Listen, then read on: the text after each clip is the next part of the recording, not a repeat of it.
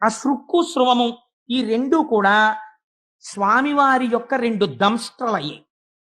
అందులో యజ్ఞం చేసేటప్పుడు బ్రహ్మస్థానమునందు పెట్టేటటువంటి పాత్ర ఆయన యొక్క నాసిక అయింది. అలాగే సోమరసాన్ని తీసుకొచ్చి పాత్రలో పెట్టేటటువంటి స్థానము ఆయన యొక్క చెవి రంధ్రమైంది, కర్ణరంధ్రమైంది. హవిస్సుని వేయడం కోసం అని చెప్పి ఆ హవిస్సు పెట్టేటటువంటి పాత్ర ఉంటుంది. అంటే చెరువు అంటారు, ఓ పిండి ముద్ద లాంటిది ఒకటి వండుతారు. ఇది పూర్తిగా వాడకూడదు, యజ్ఞంలో కొంత ఉంచాలి, ఇంకా ఆ పాత్రలో మిగలాలి. ఆ చెరువు వండుతారు పిండి ముద్ద లాంటిది. ఆ పిండి ముద్ద లాంటి దాన్ని ఉంచేటటువంటి పాత్ర ఉంటుంది, దాన్ని ఇడ అని పిలుస్తారు. ఆ ఇడ యజ్ఞవరాహము యొక్క ఉదర భాగమైనది. ఆయనకి ఆ యజ్ఞములో వాడేటటువంటి కొన్ని మంత్రములు ఆయన కంఠసీమగా మారినవి. యజ్ఞము చేసేటప్పుడు పైకి వచ్చేటటువంటి అగ్నిహోత్రము స్వాహాకారంతో అగ్నిహోత్రంలో వేస్తుంటే ఆ అగ్నిహోత్రము ద్వారా దేవతలు పుచ్చుకుంటుంటారు. ఆ అగ్నిహోత్రమే ఆయన నోటి నమలుడుగా మారినది. ఇలా నవ్వులుతున్నాడు ఆయన. ఇలాంటి స్వరూపంతో యజ్ఞము యొక్క స్వరూపము వరాహ స్వరూపమును పొందినది. వరాహం అంటే ఏమిటో తెలుసా అండి? పరమోత్కృష్టమైన రోజు. ఏ రోజు నీ జీవితంలో ఈ యజ్ఞవరాహం విన్నావో అదే నీ జీవన యాత్రలో కొన్ని కోట్ల జన్మలలో పరమోత్కృష్టమైన రోజు. అది యజ్ఞవరాహమూర్తి యొక్క ఆవిర్భావ దినము. కాబట్టి ఇటువంటి స్వరూపంతో ఆయన దర్శనమిచ్చాడు. దర్శనమిచ్చి పెద్ద హుంకారం చేశాడు. ఆ హుంకారం విని ఋషులు ఒక్కసారి ఆశ్చర్యపోయారు. ఎక్కడది ఈ హుంకారం అనుకున్నారు. స్వామి వంక చూశారు. గుర్ర్ గుర్ర్ గుర్ర్ అని శబ్దం చేస్తున్నాడు. అలాగే వర్ణించారు వ్యాసుల వారు. పెద్ద శబ్దం చేస్తూ అడుగులు తీసి అడుగులు వేస్తూ నడుస్తోంది ఆ యజ్ఞవరాహం. ఇప్పుడు ఆయన్ని స్తోత్రం చెయ్యాలి. ఎక్కడి నుంచి స్తోత్రం చేస్తారు? అందుకని ఋగ్వేదంలోంచి, యజుర్వేదంలోంచి, సామవేదంలోంచి ఋషులందరూ నిలబడి సూక్తములను వల్లిస్తున్నారు. వల్లిస్తూ ఆ యజ్ఞవరాహానికి నమస్కారం చేస్తున్నారు. ఆ యజ్ఞవరాహం అడుగులు తీసి అడుగులు వేస్తూ సముద్రంలోకి ప్రవేశించింది. ప్రవేశించి తన నాసికతోటి, తన ఆ మూపుతోటి కెలుకుతోంది. దేనికి? పృథివికి వాసన ఉంటుంది. అందుకని వాసన బట్టి పట్టుకుందాం భూమి ఎక్కడ పడిపోయిందోనని ఆ నీటిలో వెతుకుతోంది. వెతుకుతున్నప్పుడు ఆ మూపురానికి తగలటం లేదు. భూమి నీటితో నిండిపోతోంది ముఖమంతాను. ఒక్కసారి పైకెత్తి ఆ నెయ్యి, యజ్ఞంలో వాడే నెయ్యి ఆయన కన్ను, ఒక్కసారి ఆ కనురెప్పలు పైకెత్తి చిట్లించి ఇటు అటు గుర్రమంటూ మెడ విసురుతోంది. విసిరినప్పుడు ఆ జూల్లోంచి నీళ్లు లేచి పడుతున్నాయి. మహర్షులు, చతుర్ముఖ బ్రహ్మ అందరూ వెళ్ళి దాని కింద తలబెట్టారు. ఆయన మించి పడినటువంటి నీటి కోసమని. ఈ కంటితో చూడరాని పరమాత్మ యజ్ఞవరాహంగా వచ్చారు. ఇవాళ ఆ నీటితో తడుస్తున్నారు. ఆయన వెతికి భూమిని పట్టుకున్నారు. పట్టుకుని దాన్ని మూపు మీదకి ఎత్తుకుని ఆ రెండు దంష్ట్రల మధ్యలో ఇరికించి దాన్ని పైకెత్తారు. పైకెత్తి ఇలా చూపించారు. చూపించేటప్పటికి ఋషులందరూ స్తోత్రం చేశారు. ఇప్పుడు మహానుభావుడు స్వయంభవ మనువు తన భార్యతో కలిసి స్తోత్రం చేశాడు. ఏమి గొప్పతనమయ్యా మహానుభావా! ఈ ప్రజలు ప్రాణులు నిలబడడానికి భూమి లేదు, రసాతలంలో పడిపోయిందంటే యజ్ఞవరాహమూర్తి వయ్యొచ్చి భూమండలాన్ని పైకెత్తావు, పైకెత్తి తీసుకొచ్చావు. ఇప్పుడు దీన్ని నిలబెట్టాలి. ఎలా నిలబడుతుంది ఇప్పుడు ఇది? దీనికి ఆధార శక్తినిచ్చాడు. నిలబడ్డానికి నీటిలో ఆధార శక్తినిచ్చి మూపురం మీద ఇలా ఉంచి కింద పెట్టాడు. కింద పెట్టి మూపురాన్ని పైకెత్తి నిలబడ్డాడు. ఇలా భూమండలాన్ని గోళ రూపంలో పైకెత్తితేట పుడమి తల్లి పొంగిపోయిందిట భూదేవి. ఆహా, ఏమి అదృష్టం, నా అదృష్టం! నా స్వామిని తన మూపురంతో పైకెత్తాడని గాఢంగా ఆలింగనం చేసుకుందిట. తత్ఫలితమే నరకాసురుడు జన్మించాడు. అది ఎందుకు అలా పుట్టాడో, ఎందుకు భూదేవి సత్యభామగా వచ్చిందో అక్కడ చెప్తాను. ఆ విశేషాలు దశమస్కంధం దాటుతున్నప్పుడు చెప్తాను. ఇప్పుడు చెప్పడం కుదరదు. అందుకని ఆ యజ్ఞవరాహమూర్తి రూపంలో పైకెత్తాడు.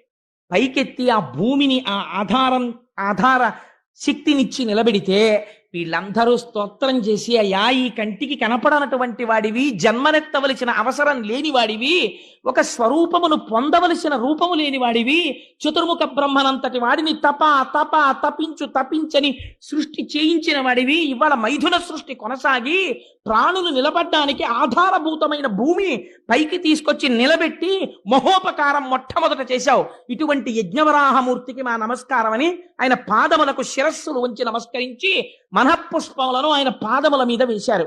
వేస్తే స్వామి వారందరికీ అభయిస్తున్న సమయంలో ఈ హిరణ్యాక్షుడు యుద్ధానికి వచ్చాడు. ఇద్దరి మధ్య భయంకరమైనటువంటి యుద్ధం జరిగింది. ఆశ్చర్యం ఏమిటో తెలుసా అండి? వాడేం సామాన్యమైన శక్తివంతుడు కాడు. యజ్ఞవరాహమూర్తి శరీరంలోంచి నెత్తురు కారేటట్టు కొట్టాడు వాడు. ఒక స్థితిలో ఎంత చిత్రం జరిగిందంటే, హిరణ్యాక్షుడు ప్రయోగించినటువంటి గదా ప్రహారమునకు స్వామి చేతిలో గద జారి కింద పడిపోయింది. పడిపోతే వాడన్నాడు, నేను కొట్టను, గద తీసుకో, గద లేని వాడిని కొట్టనన్నాడు. ధర్మానికి ఆశ్చర్యపోయారు స్వామి, ఎంత ధర్మాత్ముడి ఈ ఒక్క విషయంలో అనుకుని వెంటనే సుదర్శన చక్రాన్ని స్మరించారు. స్వామికి అదో సంతోషం. తన పార్షదులేగా జై విజయులు, ఇప్పుడు వీడికి ఇంత శక్తి వచ్చిందో, అబ్బో బాగా చేస్తున్నాడు యుద్ధం అని చెప్పి తాతగారు చూడండి ఉట్టినే పిల్లాడితో ఇలా కుస్తీ పడతాడు, అలా కుస్తీ పడుతున్నాడు. చతుర్ముఖ బ్రహ్మగారు అన్నారు, స్వామి నీ వినోదం చాలు, మాకు భయం వేస్తోంది, వాడు నిన్ను అలా గదతో కొడుతుంటే మేము చూడలేకపోతున్నాం, వాడిని సంహరించి ఉద్ధరించు అన్నారు. ఒక అవతారం, వాడికి ఒక శాపం విమోచనం అయిపోతుంది. అలా ఎంతసేపు వాడిని ఇబ్బంది పెడతావు, కొట్టేసేయి స్వామి, వాడి తలకాయ తీసేయమన్నారు. అప్పుడు సుదర్శన చక్రాన్ని ప్రయోగిస్తే ఒక పెద్ద గదని ప్రయోగించాడు వాడు.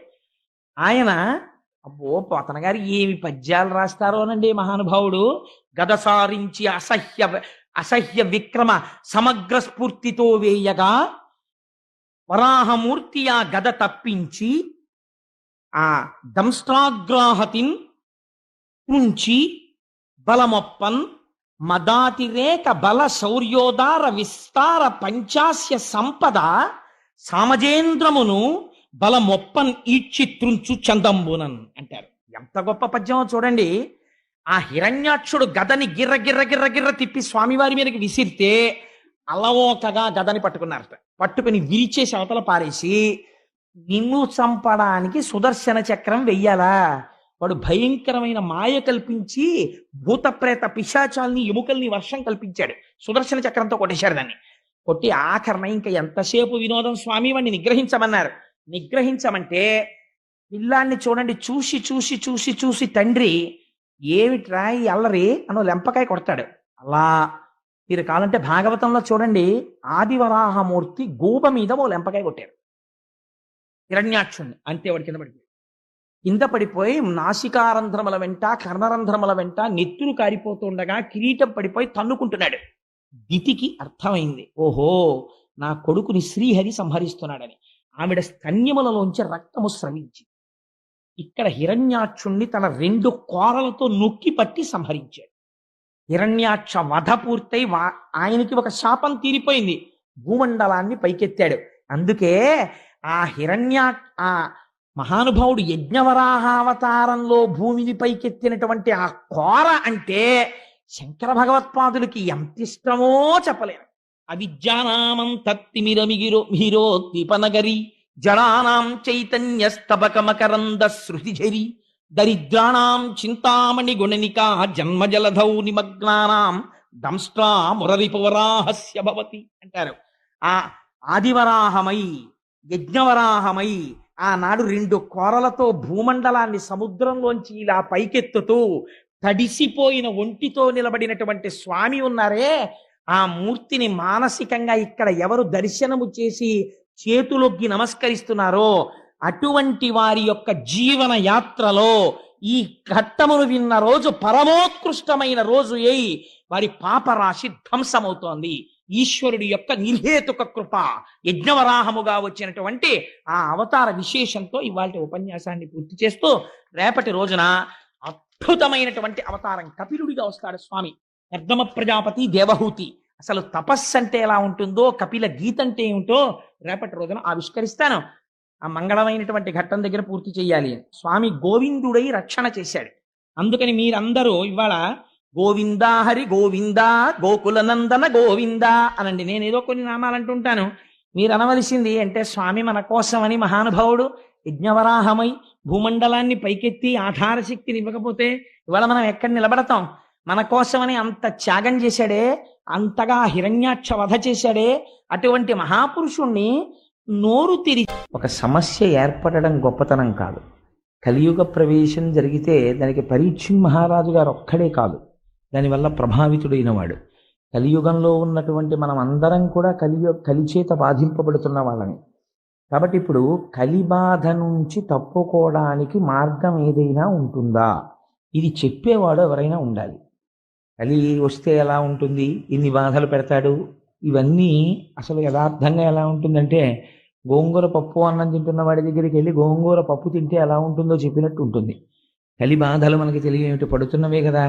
కొత్తగా కలిపురుషుడు ప్రవేశిస్తే ఇలా ఉంటుందండి అంటే బహుశా ఈ బాధలన్నీ దానివల్ల అని తెలుస్తుందేమో తప్ప, కడుపు నొప్పితో ఉన్నవాడికి కడుపు నొప్పి ఎందుకు వచ్చింది అంటే, మీ కడుపులో చిన్న పుండు వేసిందండి దానివల్ల వస్తోంది నొప్పి అంటే, ఏమిటి దానివల్ల ప్రయోజనం? అంతకు ముందు నొప్పి ఉంది, ఇప్పుడు నొప్పి ఉంది, కాబట్టి పుండు ఉందని తెలిసిందంతే.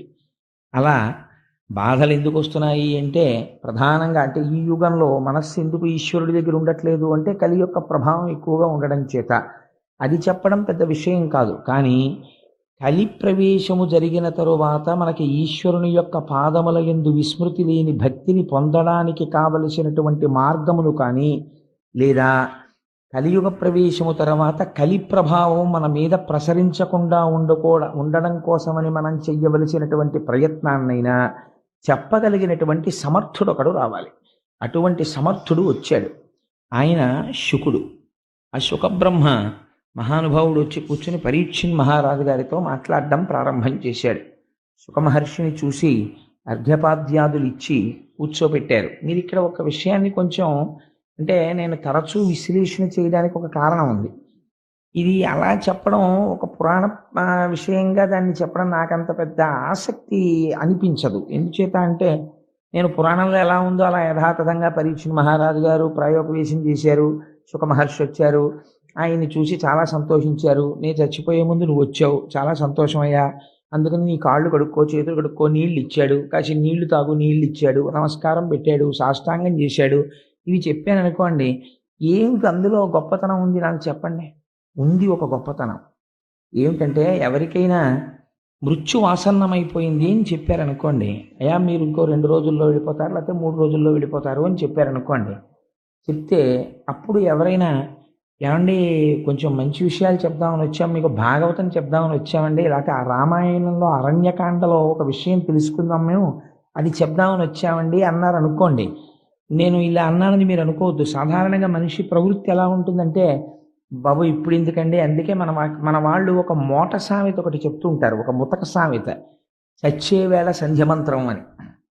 అప్పుడు ఎవడు దాని గురించి, రామాయణం గురించి, భాగవతం గురించి విందామని అనుకుంటాడు సామాన్యమైనటువంటి వ్యక్తి. అప్పుడు ఎవరికైనా ఎలా ఉంటుందంటే, ఆ ఉన్న 2 రోజులు భార్యా బిడ్డల్ని చూసుకోవాలని. అందుకే కదా మనకి ఒక సంప్రదాయం ఏర్పడిపోయింది. డాక్టర్ గారు ఈయన వెళ్ళిపోతాడండి అని చెప్పరు. ఎలా చెప్తారంటే, దగ్గర వాళ్ళు ఎవరైనా ఉంటే, ముఖ్యమైన వాళ్ళు ఉంటే టెలిగ్రామ్ కొట్టడమో ఫోన్ చేయడమో చేసి పిలిపించేసుకోండి అని చెప్తారు. అంటే దాని ఉద్దేశం ఏంటంటే, ఇంక ఈయన వెళ్ళిపోతాడు, చిట్ట చివరి చూపు దక్కుతుందని. అందులో మనం దోషం పట్టవలసిన తప్పేం లేదు. ఇంచేత అంటే, లోకము యొక్క పోకడని బట్టి వాళ్ళు చెప్తారు. అలాగా చెప్తే అయిన వాళ్ళందరూ వస్తారు, ఒకసారి ఇంటెన్సివ్ కేర్ యూనిట్ అద్దం దగ్గర నుంచి చూస్తారు, వెళ్ళిపోతారు. వాడికి టెన్షన్ మరీ ఎక్కువైపోతుంది లోపల ఉన్న వాడికి. ఎప్పుడూ రాని వాళ్ళందరూ వచ్చి అద్దం దగ్గర నించున్నారంటే ఏమిటి దాని అర్థాంతం? ముందు వాడికి అనుభవం లేదేమిటి?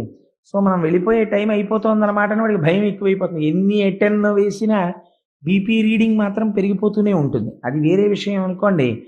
కానీ ఇక్కడ పరీక్షిన్ మహారాజు గారు ఒక గొప్ప విషయం చేశాడు. పరమధార్మికుడు అని ఎందుకు చెప్పవలసి వచ్చిందంటే, శుకమహర్షి వస్తే ఎవ్వరూ వెయ్యనటువంటి ప్రశ్న ఒకటి వేశాడు. ఈ ప్రశ్న వేస్తే శుకుడు ఏమనాలంటే, ఓ నవ్వు నవ్వి గొప్ప ప్రశ్న అడిగావులేవా, ఇదేం చల్లుతుంది ఏమిటి అనాలి. వాళ్ళిద్దరు అలా మాట్లాడుకోలేదు, అది విచిత్రం. పరీక్షిన్ మహారాజు గారు అన్నారు, 7 రోజులలో నాకు మరణము ఖాయమన్న విషయము నాకు తెలిసిపోయినది. నేను పాము చేత కరవబడతానని శృంగి శపించాడు. శృంగి నన్ను శపించాడని నేను ఎంత మాత్రమో ఖేదపట్టలేదు. కానీ నేను దేనికి బాధపడుతున్నానంటే, పరమధార్మికులైనటువంటి పాండవుల వంశంలో జన్మించినటువంటి వాడై తపస్సు చేసుకుంటున్నటువంటి బ్రాహ్మీమూర్తి అయ్యున్నటువంటి ఒక మహర్షి యొక్క మెడలో మృత సర్పమును వేశాను. నేను చేయరాని పని చేశాను అని నేను బాధపడుతున్నాను. ఎంత గొప్ప మాట చెప్పాడో చూడండి పరీక్షిత్. ఉరగాధీశులకు నేనొప్పింతు. నేను శృంగి నన్ను ఎలా శపించాడో అలాగే ఈ శరీరాన్ని తీసుకెళ్ళి ఆ పాముకి అప్పజెప్పేస్తాను. మీరు ఆ మాటలు కొంచెం జాగ్రత్తగా వినాలి. వృగాధీశ విషానలంబునకు మేనొప్పింతు, శంకింపను, ఈశ్వర నిర్ణయము మారదు.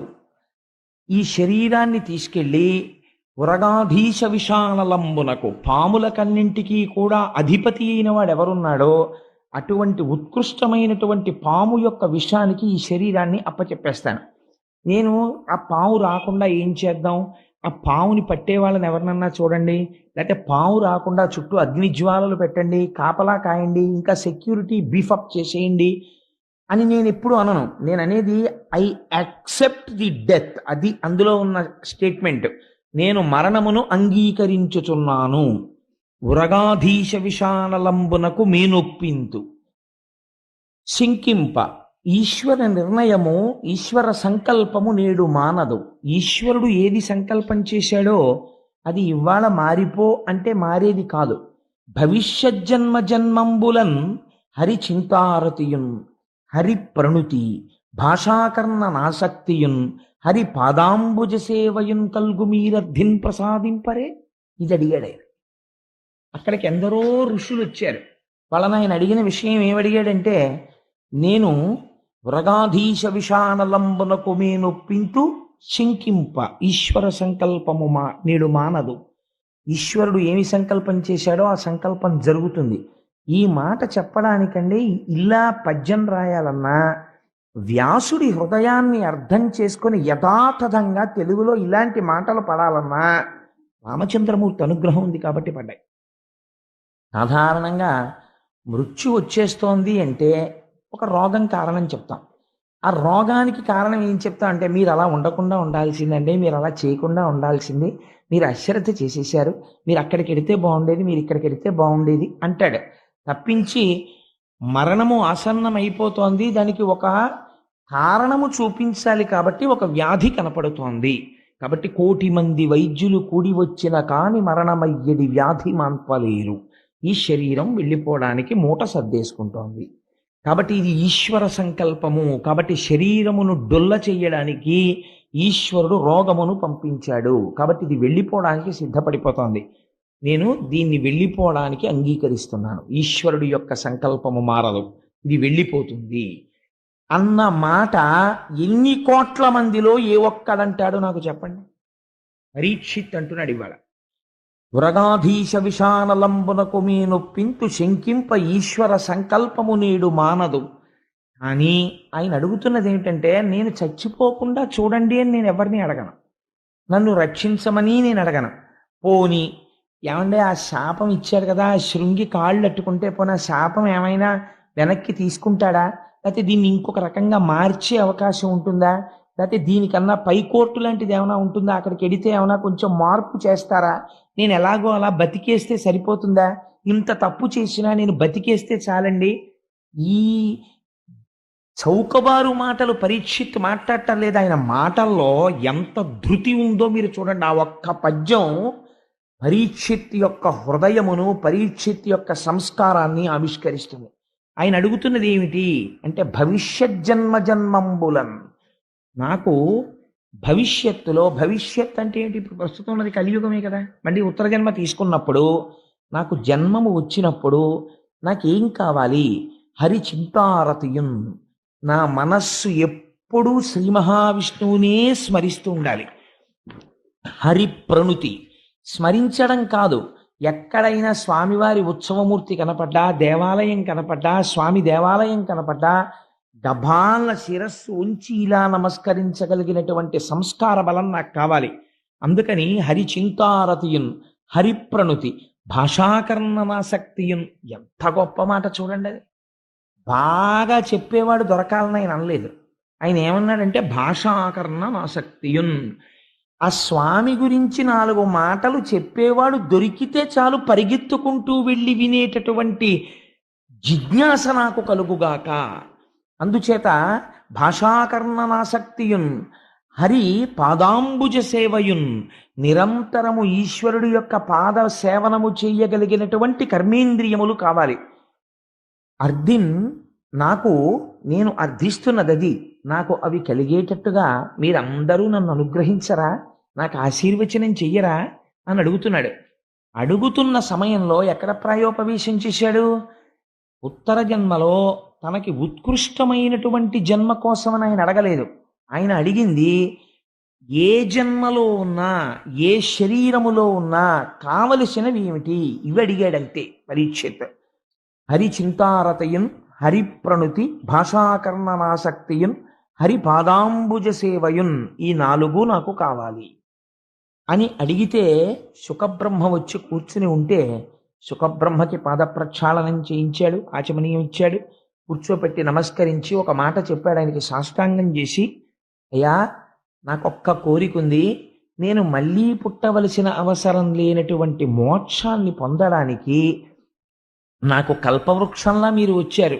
మీరు ఒక చోట ఉండేటటువంటి వారు కాదు, అటువంటిది మీరు అనుకోకుండా వచ్చి నన్ను అనుగ్రహించారు కనుక నాకు అటువంటి విషయము ఏది ఉన్నదో దానిని నాకు తెలియచేయుడు అని. మీరు ఈ విషయాన్ని కొంచెం జాగ్రత్తగా మీరు వింటే, భాగవతంలో పరీక్షిత్తు వేసిన ప్రశ్న ఎవరి కోసం వేశాడో, శుకుడు ఎప్పుడు వస్తాడో మీకు అర్థమైపోతుంది. శుకుడు రావడమే పవిత్రం అండి భాగవతంలో. మనకి కూడా చెప్పేవాడికి సమర్థత లేకపోయినా వినేవాళ్ళు ఇంత కుతూహలంతో వింటున్నారని చెప్పి మనకందరికీ దర్శనమివ్వడానికి కూడా శుకబ్రహ్మ వస్తున్నారు. ఎప్పుడు వస్తున్నారో తెలుసా అండి? భీష్మ ఏకాదశి నాడు మధ్యాహ్నం దర్శనం ఇవ్వబోతున్నారు. ఎలా ఇవ్వబోతున్నారని మీకు అనుమానం వస్తుందేమో. మనం విష్ణు సహస్రనామ స్తోత్ర పారాయణం పూర్తి చెయ్యగానే ఆ రోజున శుకబ్రహ్మ వచ్చి మనకి దర్శనమిస్తారు. కావాలంటే మీరు చూడండి. ఇక్కడ విశ్వాసం ఉండాలి, కానీ వారు శుకబ్రహ్మయే. ఎందుకో తెలుసా అండి? సంసారం అంటే ఏమిటో, వైరాగ్యం అంటే ఏమిటో, భక్తి అంటే ఏమిటో, జ్ఞానం అంటే ఏమిటో జీవితంలో కొలచివేసి ఒక మహాపురుషుడు రాణి నరసింహశాస్త్రి గారి కడుపున పుట్టిన వారై వేదాంగములు చదువుకుని, ఉపనిషత్తులు చదువుకుని, కెమిస్ట్రీలో ప్రొఫెసర్ అయి పిహెచ్డి చేసి, సాంస్క్రిట్లో పిహెచ్డి చేసి, దేశ విదేశాల్లో యూనివర్సిటీస్లో లెక్చర్స్ ఇచ్చినటువంటి ఒక మహాపురుషుడు సన్యసించి దయానంద సరస్వతి మహారాజ్కి శిష్యులై ఇవాళ ప్రపంచవ్యాప్తంగా ఎన్నో దేశాలలో వేదాంతం మీద ప్రసంగం చేసేటటువంటి ఒక మహాపురుషుడైన తత్వవిధానంద సరస్వతి వారు యవ్వనంలో ఉండగా బ్రిటిష్ గవర్నమెంట్ టైంలో ఐపీఎస్కి సెలెక్ట్ అయితే, నువ్వు శిఖ తీసేస్తే ఐపీఎస్ ఇస్తా ఉన్నారు. నేను బ్రాహ్మణ కుటుంబంలో పుట్టాను, నా సదాచారమునకు పిలక ఉండి తీరాలి, నేను పిలక తీనన్నారు. తీయకపోతే ఐపీఎస్ ఇవ్వమన్నారు. నాకు అక్కర్లేదని తిరిగి వచ్చేసారు ఆయన. పుట్టుకతో అంతటి సదాచార సంపన్నుడు అటువంటి మహాపురుషుడు మనకి భీష్మ ఏకాదశి నాడు మధ్యాహ్నం వచ్చి విష్ణు సహస్ర పారాయణం చేసి కూర్చున్న భక్తులందరినీ ఉద్దేశించి అనుగ్రహ భాషణం చేస్తానని అంగీకరించారు. గోపాలకృష్ణ గారు వెళ్ళి ప్రార్థన చేశారు. మనకి శుకబ్రహ్మ వస్తున్నారా లేదా? శుకబ్రహ్మ అంటే ఆయనతో సమానమైన వాడు మహానుభావుడు. ఆ తత్వవిధానంద సరస్వతి దర్శనం మనకి భీష్మ ఏకాదశి నాడు కలగబోతోంది. నిజంగా భీష్మ ఏకాదశి మనని ఎంత తరింప చేసేస్తోందో ఈ సంవత్సరం చూడండి. అందుచేత శుకుడు రావడమే గొప్ప. జవాబు చెప్పగలిగిన వాడు శుకుడంటే. అటువంటి శుకబ్రహ్మ వచ్చి అక్కడ కూర్చుని ఈ మాటలు విని ఒక్క విషయం చెప్పాడు. అంటే గురువు సమర్థత అంటే ఎలా ఉంటుందో చూడండి. గురువు దేనియందు సంగముతో ఉండాలంటే శిష్యుడు యొక్క ఆర్తిని తీర్చగలవాడై ఉండాలి. మీకు ఎదర ఒక చోట వస్తుంది, విశ్వరూపుణ్ణి అడుగుతాడు ఇంద్రుడు, మా భోగములన్నీ నీవి, ఎందుకంటే నువ్వు మా గురువువి, మా భోగములను నువ్వు అనుభవించచ్చు, మా ఐశ్వర్యమంతా నీదంటాడు. విశ్వరూపుడు నవ్వంటాడు, గురువు శిష్యుల యొక్క ఐశ్వర్యము తన ఐశ్వర్యముగా భావించకూడదు, శిష్యులు తన ఐశ్వర్యముగా భావించాలంతే, అంతవరకే. ఐశ్వర్యమునందు కాంక్ష గురువుకి ఎందుకయా? అలా కాంక్ష ఉన్నవాడు గురువు ఎలా అవుతాడో అని అడుగుతాడు. అందుచేత చూడండి ఎంత ఆశ్చర్యంగా ఉంటుందో. ఈ ప్రశ్న వేస్తే శుకుడు ఏమనాలి? ఎందుకు నువ్వు 7 రోజుల్లో చచ్చిపోతున్నావు అని అడగాలి. అడిగితే పరీక్షిత్ పాపం చెప్పుకున్నాడు కదా, ఆయన ఏం దాచుకోలేదు. అయా ఒక మృత సర్పాన్ని పట్టుకెళ్ళి ఒక మహర్షి యొక్క మెడలో వేశాను, శృంగి శాపం ఇచ్చాడు కాబట్టి నా శరీరం పడిపోతోందని చెప్తాడు. చెప్తే అప్పుడు ఏమనాలి శుకుడు? ఏమయ్యా నువ్వు ఇంత ఘోర తప్పిదం చేశావు, నీకు మోక్షం కావాలా? 7 రోజుల్లో మోక్షం ఇచ్చేయాలా నీకు? 7 రోజుల్లో చచ్చిపోతావని చెప్తేను ఏం మోక్షం అంటే అంత చౌకబారుగా ఉందనుకుంటున్నావా? అదేమన్నా బజారులో అమ్మే సబ్బు అనుకుంటున్నావా అని 4 మాటలు అనేసి వెళ్ళిపోవాలి. ఆయన ఏమన్నాడో తెలుసా అండి శుకుడు? ఇది గురువు అంటే. ఆచార్యో వేద సంపన్న విష్ణుభక్తో విమత్సర మంత్రజ్ఞో మంత్రభక్తశ్చ సదా మంత్రాశ్రయశృచి గురుభక్తి సమాయుక్త పురాణజ్ఞో విశేషత ఏవం లక్షణ సంపన్న గురురుత్యభిధీయతే. గురువు అనేటటువంటి వాడు గుకారశ్చంధకారశ్చారుకారస్త నిరోధకృత అంధకార వినాశిత్వాత్ గురురుత్యభిధీయతే. గురుగీతలో పరమశివుడు పార్వతీదేవితో చెప్తాడు, గురువు అంటే ఎవరో తెలుసా? సంతతము ఎవరి వాక్కు అజ్ఞానమును దహించి వేస్తుందో, ఎవరు సమస్త పురాణ సారములను కూడా వడబోసి అలవోకగా అర్థమయ్యేటట్టు చెప్పగలిగినటువంటి వాక్ నైపుణ్యమును పొంది ఉన్నాడో, ఎవరు తన నిత్య జీవితములో అనుష్ఠాన పర్యంతము వరకు భగవద్భక్తిని సాధించుకుని ఉంచుకున్నాడో వాడు గురువు.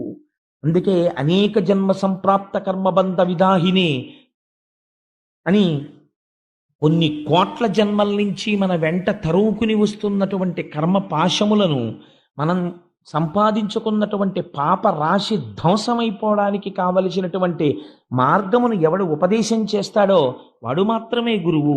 అందుచేత అనేక జన్మ సంప్రాప్త కర్మబంధ విదాహినే జ్ఞానానల ప్రభావేన తస్మై శ్రీ గురవే నమః.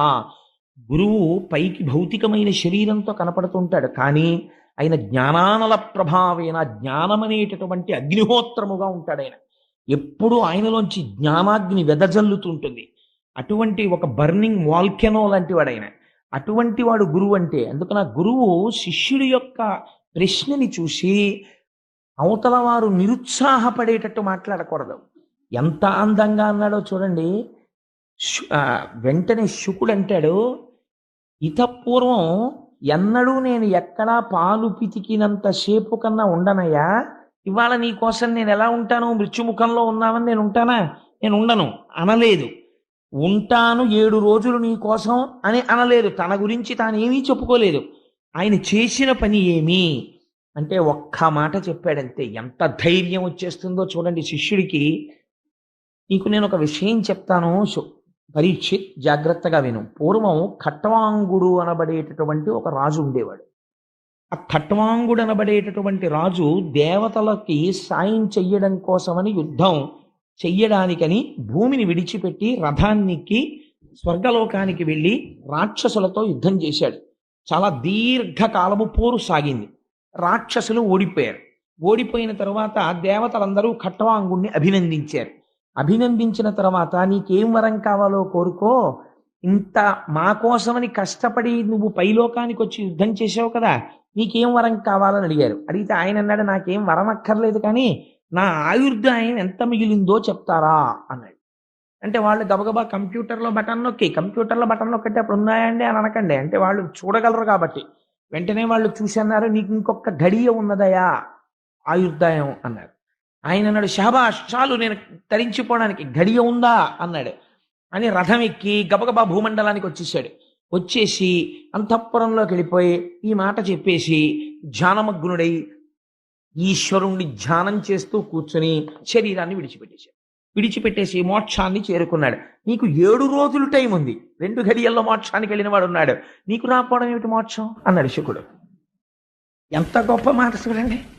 ఇలా మాట్లాడిన వాడు గురువు. అంతేకాని అదే కష్టం అండి, అవన్నీ ఎలా అవుతాయండి, మీకు చేయలేరండి, అవన్నీ చాలా కష్టం అండి బాబు, మోక్షం అంటే అది అంత తేలిక అనుకుంటున్నారా అని భయపెట్టేయడానికి గురువు ఎందుకండి? ఇంకా ఉత్సాహాన్ని ప్రోధి చేయడానికి ఈశ్వరుడు సర్వకాలములయందు ఆర్తితో నువ్వు పిలిస్తే పలకడానికి సిద్ధంగా ఉన్నాడయా అని పునశ్చోత్తమ సంత్వవాది మళ్ళీ మంచి మాటలు చెప్పి భాగవతుల్ని భక్తుల్ని భగవంతుడికి దగ్గర చేర్చేటటువంటి ప్రయత్నం చేసేవాడెవడో ఆయన గురువు.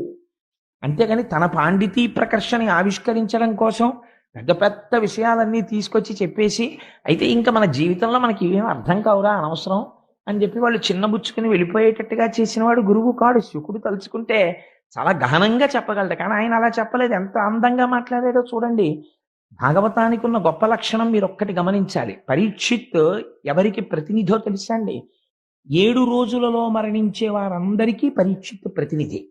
7 రోజులలో మరణించే స్వభావం ఉన్న వాళ్ళు ఎవరు? ఈ సమస్త జగత్తుకి అదే పరిణామం. ఎందుచేత అంటే ఆయన దేశాన్ని ఏలినవాడు కావచ్చు, మహాజ్ఞాని కావచ్చు, గొప్ప చిత్రకారుడు కావచ్చు, కవి కావచ్చు, పండితుడు కావచ్చు. ఎవరైనా ఎంతకాలం బ్రతుకుతారు అంటే 7 రోజులే. ఎందుకంటే 8వ రోజు లేదు చచ్చిపోవడానికి. చచ్చిపోతే ఆది సోమ మంగ బుధ గురు శుక్ర శని 7 రోజుల్లోనే చచ్చిపోవాలి. కాబట్టి ఎవరికైనా ఎన్ని రోజులు మిగిలాయి? 7 రోజులే మిగిలాయి. కాబట్టి ఈ 7 రోజులలో మోక్షాన్ని పొందడానికి ఏం చెయ్యాలని పరీక్షిత్తు వేసిన ప్రశ్న అందరి తరపున పరీక్షిత్తు వేసేసినట్టే. ఇప్పుడు శుకుడు చెప్పింది ఎవరికి చెప్పినట్టు? అందరికీ చెప్పేసినట్టే. ఇప్పుడు పరీక్షిత్ అందుకున్నట్టు అందుకున్నవాడు ఎవడో వాళ్ళందరూ పరీక్షిత్తుల మోక్షాన్ని పొందుతారంతే. అంతే అక్కడ ఉన్నటువంటి విషయం. మీకు భాగవతంలో ఉన్న గొప్ప రహస్యం ఏమిటో తెలుసా అండి? ఒక ఆయన్ని 7 రోజుల్లో చచ్చిపోతావు రా అన్నారు. 7 రోజుల్లో నేను ఏం చేస్తే మళ్ళీ పుట్టనని మోక్షం పొందాడు ఒక ఆయన. నువ్వు 8వ గర్భానికి చచ్చిపోతావు ఈ అమ్మాయికి అన్నారు ఒక ఆయన్ని. 8వ గర్భానికి నేను చచ్చిపోతానేమోనని బెంగ పెట్టుకుని ప్రతి నిమిషం చచ్చిపోయి ఆఖరిలో చచ్చిపోయి బతికాడు ఒక ఆయన కంసుడు. కాబట్టి ఈయనకన్నా ఆయనకి ఎక్కువ టైం ఉంది, కానీ ఆయన చచ్చిపోతూనే ఉన్నాడు ప్రతి క్షణం చావుకి భయపడి. ప్రపంచంలో చావుకి భయపడడం అంత వెర్రితనం ఇంకొకటి లేదు. ఎందుచేత? చావుకి భయపడి మీరు ఎంత దూరం పారిపోగలరు? పోని అది ఎప్పుడు వస్తుందో తెలుసా అంటే తెలియదు. శుకుడు చెప్తాడు, అసలు మరణం అనేటటువంటి దానికి ప్రధాన కారణమేమి? మరణం అనేటటువంటి దాన్ని ఢీకొట్టడానికి కావలసిన ప్రయత్నము చేయకపోవుటయే. మీరు ఒకటి ఆలోచించండి, ప్రతి జీవి కూడా ప్రత్యేకించి మనుష్యుడు ఏం చేస్తాడు? నేను నా సొంతంగా చెప్పట్లేదు, శుకుడు చెప్పిన మాటలు చెప్తున్నాను. ఒక పొయ్యి, ఒక రోలు, ఇవి శుకుడు వాడిన మాటలు. ఒక పొయ్యి, ఒక రోలు, ఒక భార్య, కొందరు బిడ్డలు, కుటుంబము, సంసారము, ఇవి దేనికి పనికొస్తాయి? తన జీవనయాత్ర సాగించుకోవడానికి పనికొస్తాయి. ఎందుకనంటే రొయ్యి పోలు ఆ రోలు పొయ్యి అని ఎందుకు వాడాడంటే బహుశా ఆ రోజుల్లో ధాన్యం తెచ్చుకుని దంచుకుని ఉడికించుకునేవారు కాబట్టి. ఇవి 2 దేహయాత్ర సాగించడానికి. కాబట్టి ఇప్పుడు రెండోది ఏమిటి? ఒక భార్య, కొంతమంది బిడ్డలు. ఇంకా ఈ నిరంతరము దేని గురించి ఆలోచన చేస్తాడో శరీరము యొక్క పటుత్వము సన్నగిల్లిపోతూ ఉంటుంది, శరీరము ముడతలు పడిపోతూ ఉంటుంది. తన తర్వాత తరం వచ్చేసింది, కొడుకు పెద్దవాడైపోయాడు, ఇప్పుడు ఆయన పనులు ఆయన చూసుకోగలడు. ఈయన కన్నా సమర్థవంతంగా ఆయన చూడగలడు. ఈయన తాళం తీసి తాళం చెవులు ఎక్కడెట్టాడో తెలియదు. అపార్ట్మెంట్ కిందకి వెళ్ళిపోయిన తర్వాత తాళం వేసామంటావా అంటాడు. అంటే మెల్లిమెల్లిగా జ్ఞాపక శక్తి తగ్గిపోతోంది. అయినా సరే ఇంకా కొడుకు జీతం పట్టుకొచ్చిస్తే కుటుంబ పోషణ తను చెయ్యాలని, అన్నీ తనకి తెలియాలని ఒక భ్రాంతి.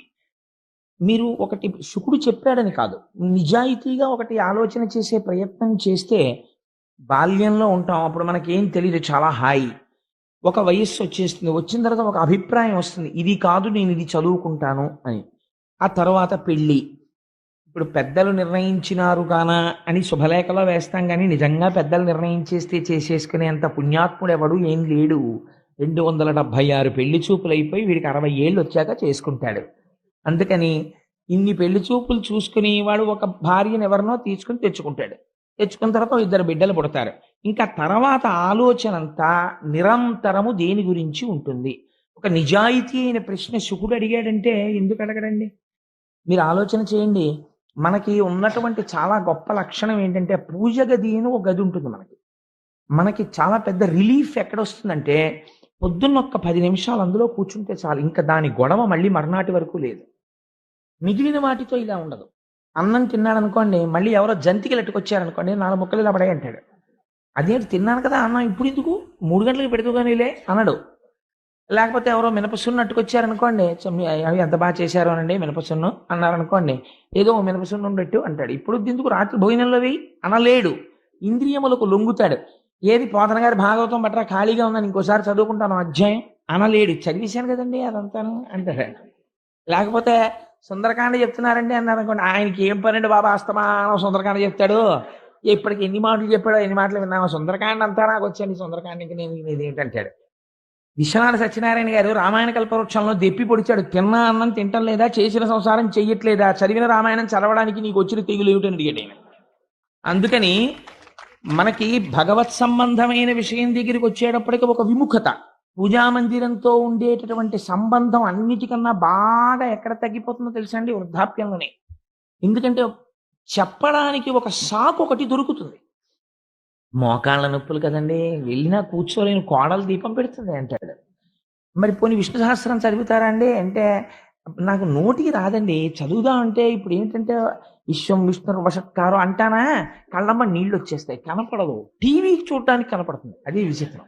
ఒకవేళ దగ్గర నుంచి వినపడకపోతే దూరం నుంచి కూర్చొని చూస్తాడు. డాక్టర్ గారి దగ్గర కూడా ఏం చెప్తాడంటే, టీవీ కనపట్టం లేదు డాక్టర్ గారు సరిగ్గాను అంటాడు, విష్ణు సహస్రం కనపట్టం లేదండి అని చెప్పడం.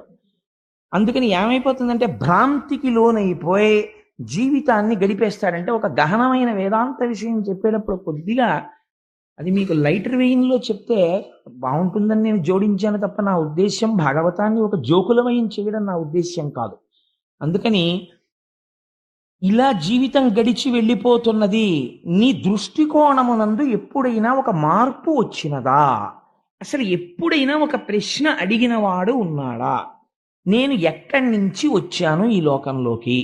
కొంతకాలం ఉన్నాను, ఈశ్వరానుగ్రహం, అకాల మృత్యువేం రాలేదు, మనవల వరకు వచ్చేసాను, ఇంకా సమయమా అయిపోతోంది కాబట్టి తెలిసిపోతోంది, వెళ్ళిపోవడం తథ్యం. చాలా మంది వెళ్ళిపోయారు, మా నాన్నగారు వెళ్ళిపోయారు, మా నాన్నగారికి తద్దినం పెడుతున్నాను, మా అమ్మగారు వెళ్ళిపోయారు, మా అమ్మగారికి తద్దినం పెడుతున్నాను, మా అక్కయ్య ఒకటి వెళ్ళిపోయింది, మా అక్కయ్యకి ప్రతి సంవత్సరం నేను స్మరించి నమస్కారం చేస్తున్నాను.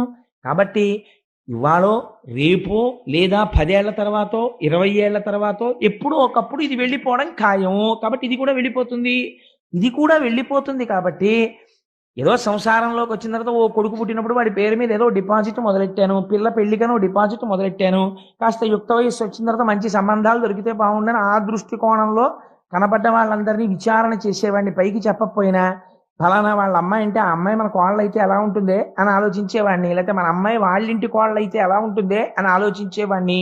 అవన్నీ అయిపోయాయి. ఇప్పుడు ఇంకా మిగిలింది ఏమిటి? మనవలు కూడా పుట్టేశారు, వాళ్ళ సంసారాలు వాళ్ళు చేసుకుంటున్నారు. నాకంటూ ఇంకా ఏమైనా ఉందా? దృష్టికోణం మార్చుకోవలసింది. నేను చెయ్యవలసినది ఏదైనా ఉన్నదా? ఈశ్వరుడి గురించి నేను తపించగలనా? అంటే మన నోటి వెంట వెంటనే వచ్చేటటువంటి సమాధానం ఏమి? మనం ఏం చెప్తామంటే, పెద్ద వయసు అయిపోయింది కదండి, ఏమీ పడదు, ఎక్కడికి వెళ్తామండి, ఎక్కడికి వెళ్ళి కూర్చుంటాం, ఎక్కడికైనా వెళ్ళి ఉండాలని ఉంటుంది, మాకు మాత్రం గుళ్ళు గోపురాలు తిరగాలని ఉండదు ఏమిటి, వెడితే కూర్చోలేం, కూర్చుంటే నిలబడలేం, తింటేనేమో అరగదు అంటే శుకుడు అన్నాడు, వీటికి నీకు పడుకోవడానికి జీవితాంతం పరుపు కావాలని అనుకుంటున్నావు. ఆఖరి ఊపిరి ఆగిపోయే ముందు మొదట చేసే పని ఏమిటో తెలుసా? మంచం మీద పోతాడేమోనని కింద పడుకోబెడతారు. ముందే ఎందుకు పడుకోవు? భూతలాన్ని పరుపుగా చేసుకుని నీ చేతిని, ఈశ్వరుడు ఇచ్చిన చేతిని తలగడగా పెట్టుకుని పడుకోవడం నువ్వెందుకు ప్రారంభం చెయ్యలేదు అని అడిగాడు. ఎంత గొప్ప ప్రశ్న అడిగాడో చూడండి. నువ్వు నీ చేతిని తల కింద పెట్టుకుని నా శరీరము వెళ్ళిపోతుందని అంగీకరించి ఈశ్వరాభిముఖుడనవడానికి నేను ఒక ప్రయత్నమును ప్రారంభించి తిని, నా పిల్లల చదువుకి ఓవర్ టైం చేసి సంపాదించాను, నా పిల్లల చదువు కోసం నా వినోదాలు కొన్ని తగ్గించుకొని డిపాజిట్ వేశాను, వాళ్ళ పని అయిపోయింది, ఇంకా వృద్ధిలోకి వచ్చేసారు, నా పని నేను చూసుకోవాలి, ఇంకా నన్ను ఉద్ధరించేవాడేవాడు. అందుకని నన్ను నేను ఉద్ధరించుకోవాలి. అందుకని నన్ను నేను ఉద్ధరించుకోవడం కోసం నేను ఈశ్వరాభిముఖుడనై ఇప్పటి నుంచి ఒక ప్రయత్నం ప్రారంభం చేస్తాను. భూశయనము చేసి తలగడకి బదులుగా చేతిని పెట్టుకుని పడుకోవడానికి గదులే అక్కర్లేదు, వెళ్ళిపోయే శరీరం ఎప్పుడైనా వెళ్ళిపోతుంది. ఇంకా ఈశ్వరుడు నిర్మించినటువంటి పర్వత గుహలు ఉన్నాయి, ఆ గుహలోకి వెళ్ళి ప్రశాంతంగా నువ్వెందుకు తప్పించలేవు? చెట్లకి పండిన పళ్ళు అరణ్యములలో వేలాడుతున్నాయి, నమ్మిన వాడికి పెట్టడం ఎలాగో ఈశ్వరుడికి తెలుసు. నువ్వెందుకు అది తెచ్చుకుని ఈశ్వరుడిచ్చిన దానితో జీవితాన్ని గడుపుకుని ప్రశాంతముగా బ్రతకలేవు? నేను ఈ మాటని ఆధునికమైనటువంటి భాషలోకి మార్చాననుకోండి, నువ్వు లంపటాన్ని, ఇంద్రియ లౌల్యాన్ని, లేనిపోని అహంకారాన్ని తగ్గించుకుని నీ గతం గురించి మాట్లాడడం తగ్గించేసి ప్రయత్నపూర్వకంగా ఈశ్వరుడి గురించి ఎందుకు మాట్లాడవు? 50వ ఏడు వచ్చిన దగ్గర నుంచి వచ్చేటటువంటి గొప్ప అవలక్షణం ఏమిటో తెలుసా అండి? వాచాలత్వము. దేని గురించి మాట్లాడతాడో తెలుసా? మీరు వెళ్ళి కదపండి, తనంత వాండి తానన్నటువంటి ఒక అహంకారాన్ని పెంచి పోషించుకుంటాడు. నేనండి 73లో సర్వీస్లో ఉండగా ఒక ఆఫీసరు నన్ను పిలిచి ఎందుకు ఇలా రాశావన్నాడు. నేను కేకలేస్తే బీపీ వచ్చి పడిపోయాడండి అంటాడు. ఇవన్నీ తన సాధితముల కింద చెప్పుకుంటాడు, అంతేకాని నా వయస్సులో ఉండగా నేను అలా ప్రవర్తించాను అని క్షమార్పణ చెప్పడు.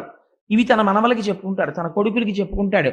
ఈఎక్స్ అని బోర్డు ముందు పెట్టి, లేకపోతే బ్రాకెట్లో RETD అని పెట్టుకుని, ఎప్పుడో చేసి వదిలేసిన ఉద్యోగం ఒకటి బోర్డు మీద పెట్టి ఇంకా ఏదో లేనిపోనటువంటి ఆభిజాత్యాలన్నీ తెచ్చి ఒంటికి పెట్టి ఇంకా సుఖంగా ఇంకా సుఖంగా ఇంకా సుఖంగా దీన్ని ఉంచుదామని అనుకుంటాడు.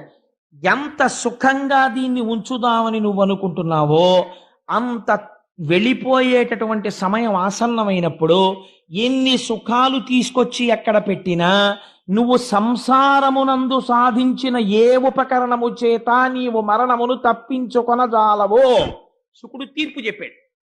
నీ భార్య కానీ, నీ బిడ్డలు కానీ, మనవలు కానీ, నీ క్వాలిఫికేషన్ కానీ, నీ వాహనాలు కానీ, నీ ఉద్యోగం కానీ, నువ్వు సంపాదించిన డబ్బు కానీ ఇవేమీ రావు. శంకరాచార్యుల వారు వాత పెట్టి చెప్పారు. కింవానేన ధనేన వాజికరిభిప్రాప్తేన రాజ్యేన కింవా పుత్ర కళత్ర మిత్ర పశుభిర్దేహేన గేహేన కిం జ్ఞాతైతక్షణభంగురం సపతిరోత్యద్యం మనోదూరత స్వాత్మార్థం కురు వాక్యతో భజ భజ శ్రీపార్వతీ వల్లభం. నేననుకున్నటువంటి ఈ శరీరమే రాకుండా కట్టెదుట అగ్నిహోత్రములో కాలి దోషుడు బూడిదైపోతుంది ఒక్క అరగంటలో. ఏది నామరూపాలు, ఒక ఫోటో మిగిలిపోయింది అంతే. అది కూడా వాడు పెట్టుకోకపోతే ఏ గొడవ లేదు. కాబట్టి ఏమైపోయింది? ఇంత ఆభిజాత్యం పోయిందంతే. ఎక్కడికి వెళ్ళిపోయావు? గుర్తించని కారణము చేత మళ్ళీ వెళ్ళిపోయి హీనోపాధులలోకి వెళ్ళిపోతున్నావు. దేని కొరకు ఈ అహంకారం? నీలా ప్రశ్న వేసిన వాడు ఏడి అని అడిగాడు పరీక్షిత్. అందుకని నువ్వు ఈశ్వరాభిముఖుడవు కా. నిన్ను రక్షించేది ఏదైనా ఉంటే ఏదో తెలుసా? ఇంకా నీకు సంబంధించినటువంటి ఈ ఎక్స్ ఏవి నిన్ను రక్షించవు. మరి ఏవి రక్షిస్తాయి? నువ్వు పట్టుకోవలసినటువంటిది ఈశ్వరుడి యొక్క పాదములను. వివేకము తెలుసుకో అని చెప్పాడంతే శుకుడు. వివేకం అనగానేమి? ఇంతకాలము ఏ ఇంద్రియ లంపటమునందు పడి ఉన్నావో దానినే పట్టుకొని ఆ సంసారమునే పట్టుకుంటే మృత్యువుని తప్పించుకోవడము సాధ్యము కాదు. మరి మృత్యువుని ఎలా తప్పించుకోగలవు? ఈశ్వర పాదములు పట్టుకో. ఈశ్వర పాదాలు పట్టుకుంటే మృత్యువు రాదా అండి అని మీరు అడగచ్చు. మృత్యువు రాదు. ఆ మాట నేనంటే మీరు మృత్యువు రాదంటే ఏమంటే మరి అలా అయితే చాలామంది పెద్దవాళ్ళు ఈశ్వరుణ్ణి కొలిచారు కదా, వాళ్ళందరూ ఎందుకు మృత్యువాత పడ్డారని అడగచ్చు. మృత్యువాత పడినది దేహము, ఆత్మకి మృత్యువు లేదు. ఆత్మకి మృత్యువు లేదని ఆత్మగా నిలబడిపోయిన వాడు మృత్యువుని పొందట్లేదు, మోక్షాన్ని పొందుతున్నాడు. దేహము తాననుకున్నవాడు మృత్యువుని పొందుతున్నాడు. కాబట్టి ఇప్పుడు దేహము తాను కానన్న జ్ఞానము కలగాలి. దేహము తాను కానన్న జ్ఞానము దేని వలన వస్తుంది? గురువు యొక్క అనుగ్రహము చేత, గురువు యొక్క భాషణము చేత వస్తుంది. కాబట్టి ఇప్పుడు ఎక్కడికి వెళ్ళిపోవాలి? గురువుతోడి సంగము పెట్టుకోవాలి. గురువు యొక్క అనుగ్రహము కోసమని ప్రయత్నం చెయ్యాలి.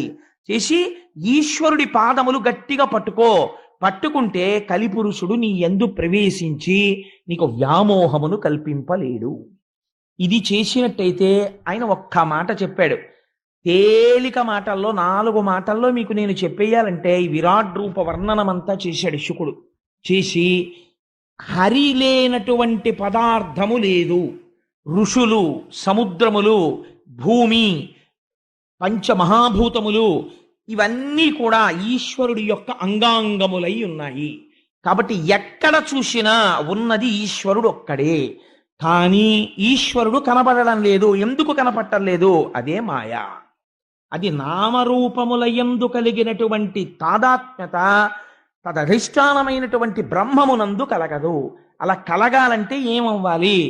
మాయ తొలగిపోవాలి. మాయ ఎప్పుడు తొలగిపోతుంది? ఆ ఉన్నది మాయ అని తెలిస్తే మాయ తొలగిపోతుంది అంతే. అదొక గమ్మత్తు. అది మాయ అండి అని తెలిసిందనుకోండి, మాయ పోతుంది అంతే. అలా ఎలాగా అని మీరు నన్ను అడగచ్చు. రామకృష్ణ పరమహంస ఒక అందమైన ఆఖ్యానం చెప్తారు. వెనకటికి ఒక మహానుభావుడు ఒక ఆయన ఒక ఆశ్రమంలో ఉండేవట. ఆయనకి ఒక రోజున ఎందుకో ఉన్నది ఒక్క శిష్యుడు. ఆ శిష్యుడు కాస్త ఎక్కడికో వెళ్ళాడు ఊరు. అయ్యా మళ్ళీ వస్తానండి, వారం రోజులు ఏదో ఇంట్లో ముఖ్యమైన పని ఉందని వెళ్ళిపోయాడు. ఈయనకి పాపం అలా వెళ్ళిపోతూ ఒక శిష్యుడి యొక్క అవసరం ఏర్పడింది. ఒక శిష్యుడు ఉండాలి పక్కన. ఆయనకి ఎందుకు వచ్చిందో ఆ ప్రారంధం. ఒక మేకలు కాసుకునేవాడిని చూసి, ఒరే అబ్బాయి నువ్వు ఒక 4 రోజులు నా శిష్యుడిగా ఉంటావా అన్నాడు. ఆయన అన్నాడు, ఉంటాను కానండి, నాకేం తెలియదే శిష్యుడిగా ఉండడానికి, నాకు ఏ విషయమూ తెలియదు, మీకు సంబంధించినవి ఏం చేయనన్నాడు. నీకు నేను చక్కగా గుండు చేసి పిలక పెట్టించేసి విభూతి పిండికట్లు పెట్టేసి ఓ పంచె నేనే గట్టిగా కట్టేసి ఓ యజ్ఞోపవీతం ఒకటి వేసేసి ఆశ్రమంలోకి తీసుకెళ్లి కూర్చోబెడతాను. చూసిన వాడు నువ్వు బ్రాహ్మణ వటువువి, బ్రహ్మచారి అనుకుంటారు. నువ్వు చేయవలసింది ఏమిటో తెలుసా? నోరు విప్పకంతే. నువ్వు నోరు విప్పావా తెలిసిపోతుంది. అలాగేనండి, అయితే ఇంకేమో చాలా తేలిక అన్నాడు. చాలా తేలిక అని చెప్పి చాలా తేలిక అనుకున్నవే ప్రమాదం తీసుకొస్తాయి ప్రపంచంలో. వెనకటికి నటన రాని వాడు ధృతరాష్ట్రుడి పాత్ర ఒప్పుకున్నాడు. ఎందుకంటే అలాగో కళ్ళు మూసుకోవడమే కదా, స్టేజ్ ఫీర్ ఉండదని. కళ్ళు మూసుకు కూర్చున్న తర్వాత నిద్ర పట్టేసింది. ఇప్పుడేమో పాపం 10 మాటలు చెప్పు ధృతరాష్ట్ర, నువ్వు చెప్పు అంటాడు. ఆయన ఏం చెప్తాడు? నిద్రపోయినవాడు. అందుని తేలిక అనుకున్నవి కొంప ముంచేస్తాయి ఒక్కొక్కసారి. అందుకని నోరు విప్పకుండా కూర్చోవడమే కదా అని చెప్పి నోరు విప్పకుండా కూర్చోడానికి ఒప్పుకున్నాడు ఆయన. కూర్చుంటే వీళ్ళ ప్రారంధం కొద్దీ ఆ ఆశ్రమానికి ఇంకొక అతిథి వచ్చాడు. వచ్చి ఆయన అక్కడ కూర్చుని కమండలం మర్చిపోయి ఈ పిల్లాన్ని పిలిచి వీరే కమండలం పట్టరా అన్నాడు. వాడికి కమండలం అంటే ఏమిటో తెలియదు పాపం. వాడు విచిత్రంగా చూస్తున్నాడు. మరి నీకేరా చెప్తున్నది, ఆ కమండలం పట్టరారా అన్నాడు. అంటే వాడు మళ్ళీ బాబోయ్ ఇదేంటి నన్ను అడుగుతున్నాడు, నాకు కమండలం అంటే తెలియదు, నాకు తెలియదు అందావా, నోరు విప్పద్దని చెప్పాడు ఆయన. ఎలాగని చూస్తున్నాడు. ఆయన 4-5 మాటలు అడిగి ఎరా కమండలం తేరా అంటే నువ్వు కానీ మేకలు కాసుకునేవాడు ఏంటిరా అన్నాడు. అనగానే లేచి పారిపోయాడు ఈయన. ఎందుకు పారిపోయాడు అంటే మేకలు కాసుకునేవాడే అని తెలియగానే వాడు పారిపోయాడు. ఇది మాయా అని గురుముఖంగా తెలియగానే మాయ తొలగిపోతుంది. మమ మాయా దురచ్చయ, అప్పటి వరకు అది తొలగదు. దానికి ఈశ్వరానుగ్రహము తోడైతే తొలగుతుంది. తొలగితే ఏమవుతుంది? లోపల ఉన్న ఆత్మ భాసిస్తుంది. చంద్రుడు ఒక సరోవరంలో ప్రతిబింబిస్తూ ఉంటాడు చీకట్లో. అలలు కదులుతుంటాయి. మెల్లిగా కదులుతున్న అలలకి చంద్రబింబం కూడా కదులుతున్నట్లుగా అనిపిస్తుంది. నిజంగా చంద్రబింబం కదిలిందా? కదలలేదు. అసలు చంద్రబింబం అలాగే ఉంది. నీరు కదలిక వల్ల ప్రతిబింబం కదిలినట్లు మీకు కనపడుతోంది. కదిలినది నీరు తప్ప కదిలినది ప్రతిబింబము కాదు. అలాగే అజ్ఞానము చేత తాదాత్మ్యమును పొంది ఈ దేహము తానన్న భీతి ఎక్కువై ఆ భీతియే మృత్యువు.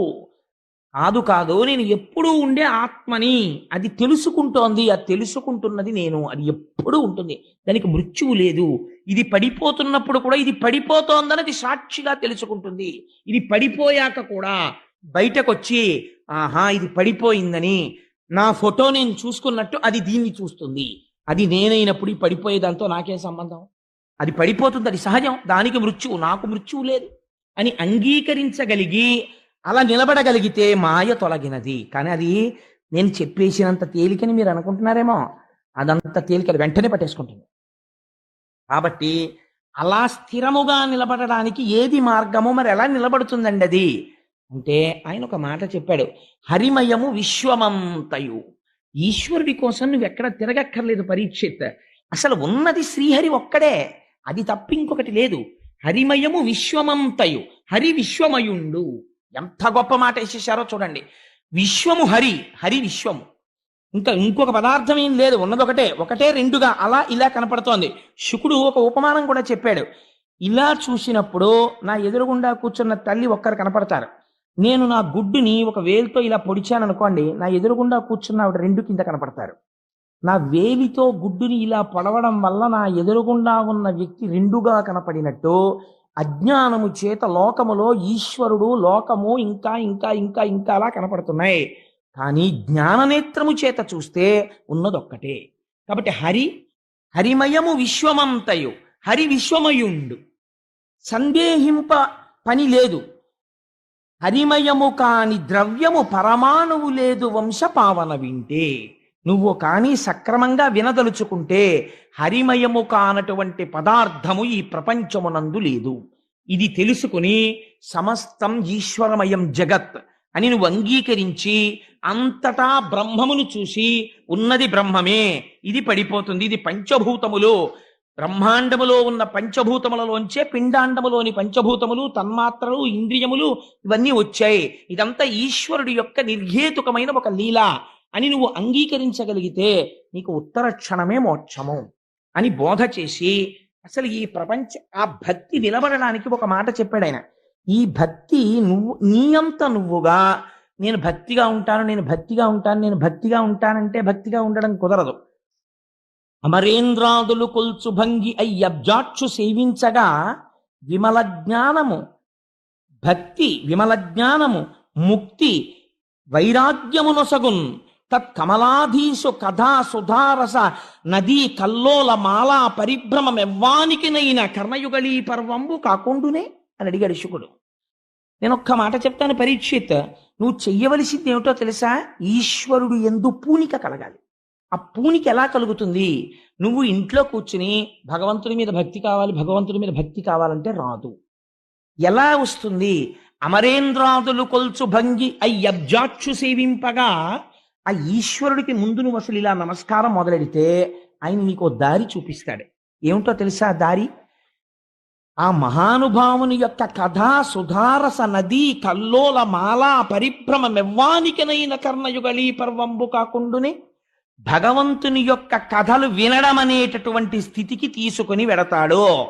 కాబట్టి కొన్ని కోట్ల కోట్ల కోట్ల జన్మల వరకు అసలు భాగవతం వేపుకు కాని భగవత్ కథ వేపుకు కాని వెళ్ళలేడు. వెళ్ళాడు అంటే వాడి జీవితంలో ఒక గొప్ప మార్పు ప్రారంభమైనది. ఎందుకని? అది విసుగులేనిది, ఆశాంతము రక్షణనీయగలిగినది. మలాపరిభ్రమమెవ్వానికినైన కర్ణయుగళీ పర్వంబు కాకుండునే ఎవ్వరికైనా సరే భగవంతుని యొక్క కథలనేటటువంటివి కర్ణపేయంగా ఎంతో సంతోషంగా ఉంటాయి. ఆ భగవంతుని యొక్క కథలను వినడము నువ్వు ప్రారంభిస్తే భక్తి కలుగుతుంది. భక్తితో వాడు సర్వేశ్వరుడు, వాడంతటా ఉన్నాడు, ఇక్కడ ఉన్నాడు, చేయిస్తున్నవాడు వాడు, చూస్తున్నవాడు వాడు అన్న భావన నీకు కలిగిన నాడు నీకు తెలియకుండా భక్తిలో ఒక విచిత్రం ఏర్పడుతుంది. ఏమిటో తెలుసా అండి? ఏదో పూజ గదిలోకి వెళ్ళి ఒక పావు గంటో అరగంటో కూర్చుని పూజ చెయ్యడం కాదు. ఒక పాత్ర ఈ చేత్తో పట్టుకుని ఒక పాత్ర నిండా నూనె తీసుకుని ఈ పాత్రని ఇలా వంపితే ఇందులోంచి సన్నటి తైలధార ఈ పాత్రలోకి పడుతుంటే ఎలా పడుతుందో అలా కొంతకాలానికి ఏమైపోతుందంటే పానీయంబులు త్రాగుచున్ కుడుచుచున్ భాషించుచున్ హాసలీలా నిద్రాదులు చేయుచున్ తిరుగుచున్ సంతత శ్రీనారాయణ పాద పద్మజుగళీ చింతామృతాస్వాద సంధానుండై మరచన్ అన్నట్లుగా పడుకుంటాడు. పడుకుంటూ పడుకుంటూ ఈశ్వర ఏం ఆశ్చర్యమయా, ఇంత అలిసిపోయిన నా శరీరాన్ని పరుపు మీద పెట్టానంతే. కానీ ఇప్పుడు నిద్ర ఎవరిస్తారు? నువ్వు ఇస్తావు. ఎలా ఇస్తావు నాకే తెలియదు. ఎప్పుడు నిద్ర పడుతుందో పడుకుంటాను, అది వచ్చి ఆవరిస్తుందంతే. నేను నిద్రాకాలిక సుఖమును పొందుతాను. అదేమన్నా ఆపరేషన్ చేసినట్టు బాధగా ఉంటుందా? హాయిగా ఉంటుంది. ఎంత ఔదార్యమయ్యనిది. నేను పడుకుని నిద్రపోతే తెల్లవారేటప్పటికి నువ్వేం చేస్తావు? నా ఇంద్రియాలకన్నింటికి మళ్ళీ బలం ఇచ్చేస్తావు. మళ్ళీ కళ్ళు సంతోషంగా చూస్తాయి, మళ్ళీ ముక్కు వాసన చూస్తుంది, ఆనందంగా నిద్రలేస్తాను. నిద్ర లేవగానే తెల్లవారుతోందని చెప్పి ఈశ్వరుడి ముఖం చూసి ఒక నమస్కారం చేసి భగవంతుడి గురించి జ్ఞాపకం తెచ్చుకొని ఓ సుప్రభాతం చేసుకుంటూ, ఇప్పుడు వెంకటాచలం అలా ఉంటుంది, శ్రీశైలంలో అలా ఉంటుంది, ఇప్పుడేమో ప్రాతస్మరామి గణనాథ మనాథ బంధుం సింధూర పూర పరిశోభిత గండ యుగ్మం ఉద్దండ విఘ్న పరిఖండ నచండ దండ మాఖండలాది సురనాయక బృంద వంద్యం అని చదువుతూ ఢమరుకలు మోగిస్తుంటారని ఆలోచన చేస్తూ స్నానం